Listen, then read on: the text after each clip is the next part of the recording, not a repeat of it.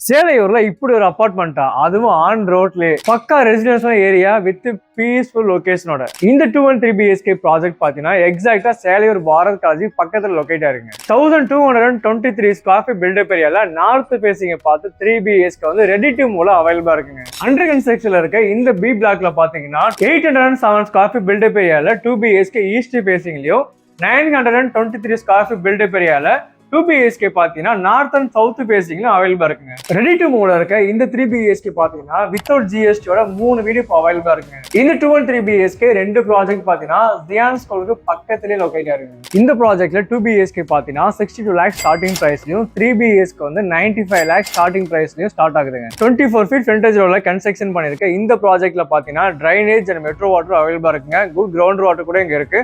தென் அது மட்டும் இல்லாம அமெனிட்டிஸ் பாத்தீங்கன்னா CCTV, covered car parking, lift and வந்து இவி சார்ஜிங் பாயிண்ட்டுமே கொடுத்துருக்காங்க. நீங்க சேலையூர், ஈஸ்ட் தாம்பரம் இல்ல கேம்ப் ரோட் சரௌண்டிங்ஸ்ல 213 BHK அபார்ட்மெண்ட் பார்த்துட்டு இருக்கீங்கன்னா இந்த ப்ராஜெக்ட்டை கண்டிப்பா வந்து நேர்ல விசிட் பண்ணுங்க. சேலையூர் ஜியான் ஸ்கூலுக்கு பக்கத்துல இருக்க இந்த ப்ராஜெக்டோட டீடைல் நீங்க தெரிஞ்சுக்கணும்னா sschomes.in வெப்சைட் விசிட் பண்ணுங்க.